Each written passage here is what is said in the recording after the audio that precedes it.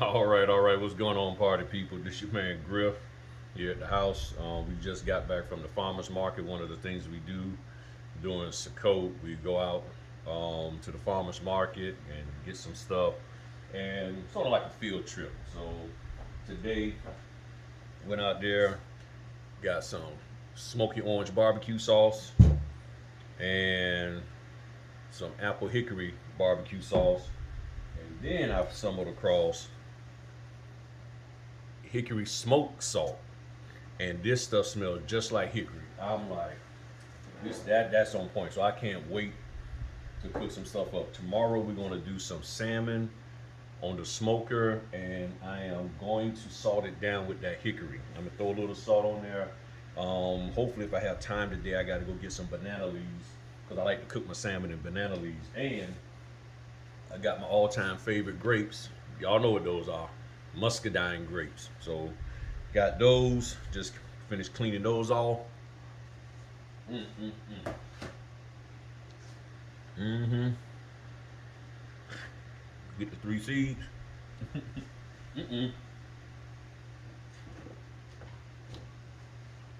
That one had 4 seeds. All right. So, hear a little rumbling around. That's me washing my dishes and stuff. Muscadine, just the inside is sweet, but the outside, that skin, has a little bit of a tart twang to it and everything. So that kicks my butt sometime. But I just wanted to do a quick video. It was something I was going to talk about with the notaries. I kind of forgot what it was. But just before I hopped on here, received a phone call from a lady out in Texas, and she was telling me how she used the video that I have up there on how to use Adobe to separate the pages, and it worked for her. I think she's the first person to tell me that they actually did it. If somebody else did, please forgive me if I forgot who you were or forgot that you even told me. But I know a lot of times people, say, hey, just go buy the page separator software. But truth be told, I'm finding out some people, they just don't have the funds, after spending money on everything else to get into the business. They don't have it. She has a single tray printer. So with that single tray printer, you can't print letter and legal at the same time. So she just used the Adobe program, followed the video, had it up on the screen, and went through step by step and printed out. So I'll put the link to that video in the description, and it's also, if you, well, the easy way to find it, I put the link to the playlist, because there's a playlist called Notary Printer, and then that playlist is all kinds of videos on printer. Not really a whole lot, just maybe, I think maybe 7 or 8 or something to that effect. Oh, I remember. I just remembered. Well, also somebody had left a comment saying they had issues with Brother Printer. They didn't like them. You had to always download something. I'm not sure what you meant by that you always had to download. Oh, yeah. You want back? Yeah. Yeah, so they was claiming that they was having problems. They didn't like Brothers Printers because you always had to download stuff. I'm not sure what that meant. I know you do have to do firmware updates from time to time. They're fairly simple to use or to do, but I don't have to do them a whole lot. If you have the print app from them, you can easily do it right from your phone. So if you don't mind, throw some clarification on to what you actually mean. But if it's about the firmware updates and stuff, yeah, depending on, it can be a little bothersome to do those and everything. And what else? It was something else that I wanted to mention, and then I done forgot again. Man. Yeah, it popped in my head, then I started talking about that, And oh, I remember now. I remember. Somebody had made a comment today on one of my videos about um, the notary industry. About, I guess, the state of the industry. Is always, what is it going to be worth? Sorry about that if that water's too loud. If it's going to be worth, doing the business, um, with the industry changing, mortgage rates, all of that. The bottom line is you gotta use your brain and not just pigeonhole yourself. And when I say that, I'm talking about looking at the notary business or being a notary as a whole, looking at the whole complete business and asking yourself, okay, what all can a notary do? If you ever want to know more about all the different areas that a notary can be involved in, and I'm gonna have to get her on, is on Laura Brewer. She has courses that she teaches that's dealing specifically with your state to help you understand how to properly notarize documents in your state according to your state law. She also covers all the different aspects that notaries can do. We have notaries out there who are being wedding officials, so forth and so on. So as long as you're willing to work, and that's my thing, as long as you're willing to work, you'll get the money.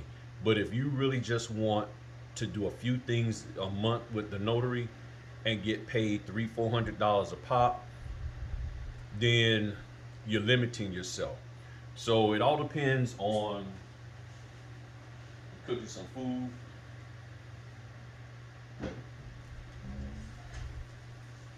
All right.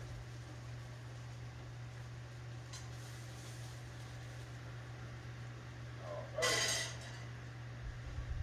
Got my biscuit. Hold on for a second. Hold on. Yep, I know I'm all over the place and all of that, but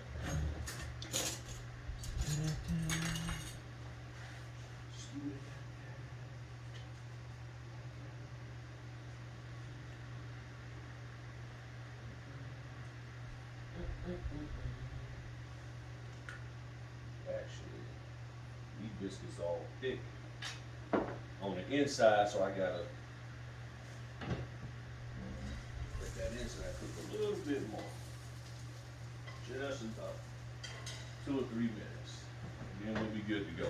So the main thing is you got to be willing to work, and get out here and look at the various opportunities that you have as a notary. And that's all I'm doing. I mean, you got, of course, the direct people you can work with title escrow companies. You got builders that you can work with. There are many notaries that have struck relationships with builders.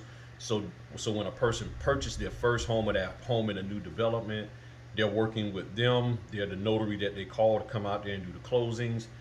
You can connect with banks. There's so many things. You can work with real estate agents. You get in good with a real estate agent that's doing a lot of sales. You can work with them. You can work with investors. There are a lot of investors out there that need notaries to go take care of business with them or for them. So don't just pigeonhole yourself as I can only do refinances or that's all I want to do. There's a myriad of opportunity out here, and you have to decide which avenues you want to go. Look into all of them and decide which ones you can do. Be available to do all of them, but you got to figure out when the time to do them, because not everything, like right now, selling, it's getting a little slow, I guess, because the inventory isn't there, but a lot of people are still refinancing. But if you connect with people who are going to be doing a lot of selling when the market changes, then you can connect with them. If there's a bunch of foreclosures and real estate investors going to be buying them up, you may want to connect with them. You see what I'm saying? Loan modifications, things of that nature for people having financial difficulties. Reverse mortgages. All of these things are avenues in which you can make money. So the real estate market is going to continue to grow and go.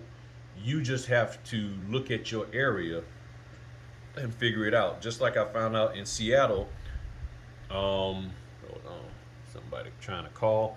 in Seattle, it can be pretty difficult right now. Lady told me it's the housing market in Seattle. There we go. All right. The housing market in Seattle, 70 styles homes there aren't really selling. Inventory high, what you call it? High homelessness.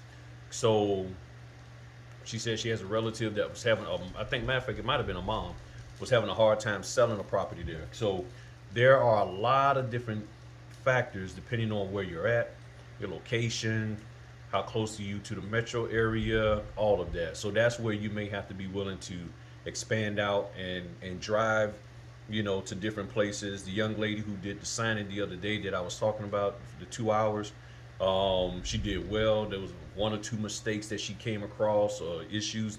She got those corrected. So she did well. So I'm very happy for her and proud of her. So people are just taking advantage of the opportunities that they have out here. But don't sit back thinking that, okay, I'm a notary, so now I'm going to just sit back and chill before I go out, and see what's going to come to me. You got to be a little active in this. You can't just sit back. You got to be active and go out there and do this thing. This is where the hustling comes in. And this is not a side hustle. This is a legit business, but you got to be willing to hustle. As my post I'm looking at says, hustle is a verb meaning action. The only controllable pillar of success. You can control how much you hustle. So you get out there and you hustle a little or you hustle a lot. You look at the videos in my Make Your Move playlist. In the Make Your Move playlist, especially that one about Mark Cuban, he says, you're not going to outwork me. So if you plan on winning and being the top, you got to outwork me. And if you're unwilling to work, it's not going to happen. And working is not just the marketing, but actually going out there and taking the jobs. So if you're willing to take the jobs and go out there and do your best and show them that you are worth every penny that they're paying you and then some, then you have some foundation to ask for more money. But if you're just sitting here saying, no, pay me more, but you're not willing to even try to do any of the work, why would I give you money when you ain't even trying to work? You're just sitting back. Okay, this ain't unemployment. So get out there, my man, do what you got to do, and make it happen. I'm here to support and encourage, but I thank you for the question. It was a great question. So I'm gonna eat my food, prep my docs. I got a 4 o'clock signing.